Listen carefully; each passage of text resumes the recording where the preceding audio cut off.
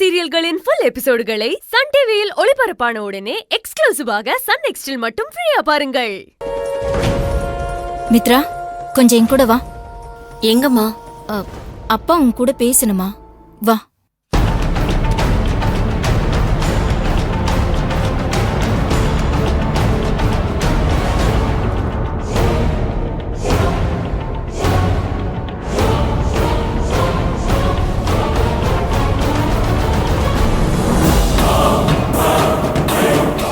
சொல்லுங்கப்பா.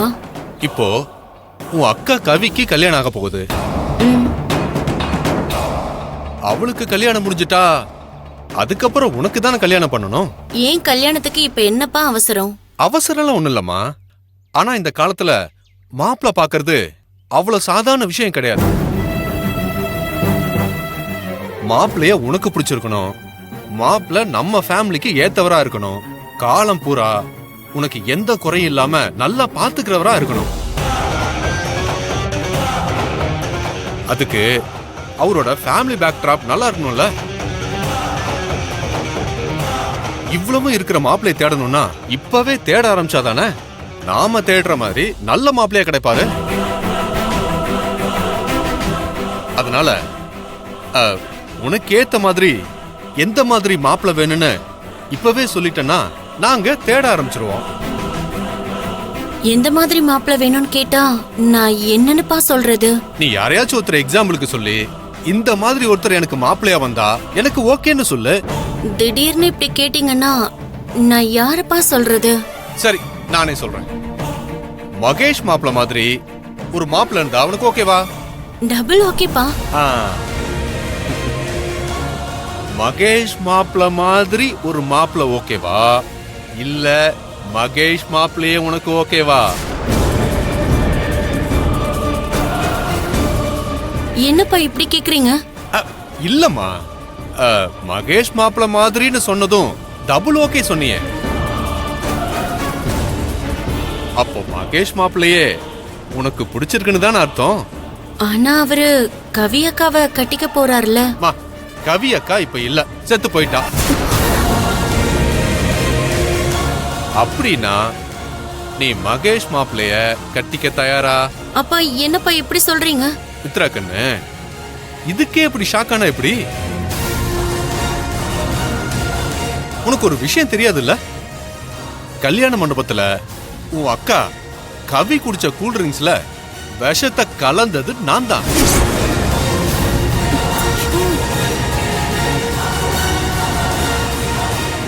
அவளை ஹாஸ்பிட்டல்லையும் வீட்லயும் கொல்ல பார்த்தது நான் தான்.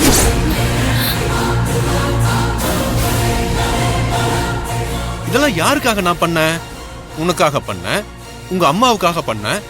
நீங்க ரெண்டு பேரும் ஒரு சொகுசான வாழ்க்கைய வாழணுங்கிறதுக்காக தானமா பண்ண. அப்பா இதெல்லாம் தப்பு இல்லையா? தப்பே இல்லம்மா. நாம நல்லா இருக்கணும்னு நினைச்சா அடுத்தவங்கள பத்தி நாம யோசிக்கவே கூடாது. போட்டு தள்ளிட்டு போயிட்டே இருக்கணும். அப்பா பாவம்பா கவி அக்கா. ஷோ, இங்க பாரு செல்லக்குட்டி, அடுத்தவங்களுக்கு பாவம் பார்த்தோம்னா நமக்கு எந்த நல்லதுமே நடக்காது. நாம கனவு கண்ட வாழ்க்கை நமக்கு கிடைக்கணும்னா ஒரு 2 உயிரை போட்டு தள்ளிதான் ஆகணும். அதுக்கெல்லாம் நீ யோசிக்கவே கூடாது.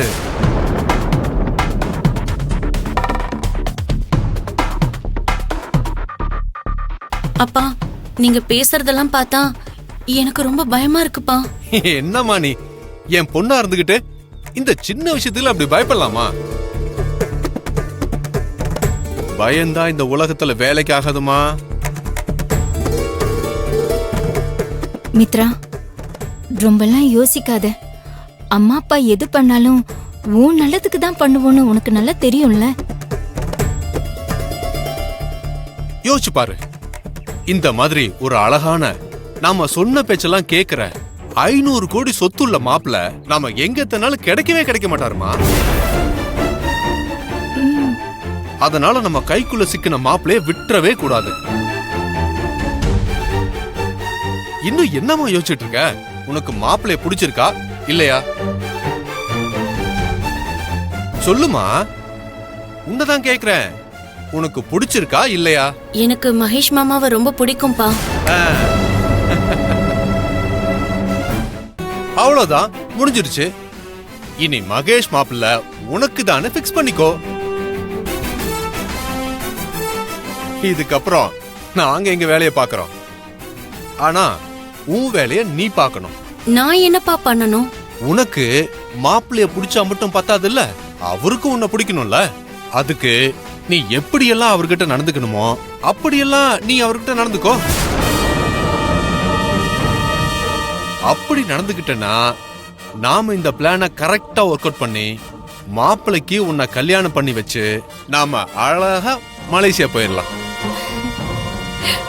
அங்க இருந்து உங்களுக்கு பிடிச்ச கண்ட்ரிக்கெல்லாம் நீங்க ஹனிமூன் போய் ஜாலியா இருக்கலாம். போங்கப்பா, எனக்கு வெக்கமா இருக்கு.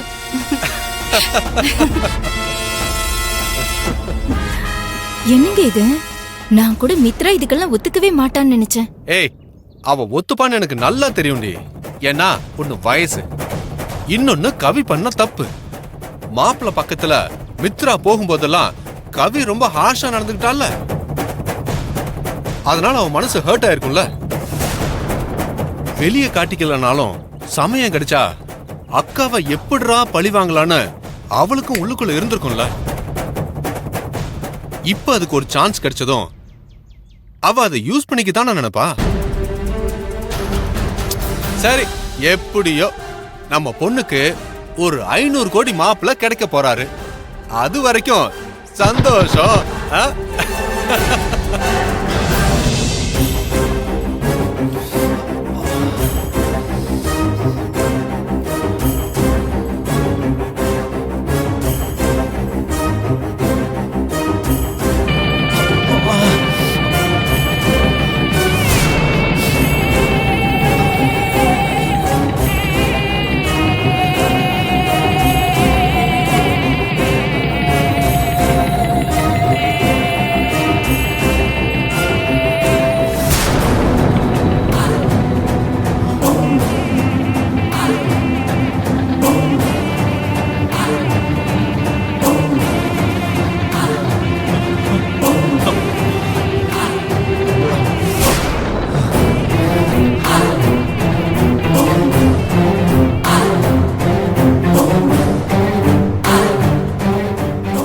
ஏற்கனவே கல்யாணம் நடந்த மாதிரி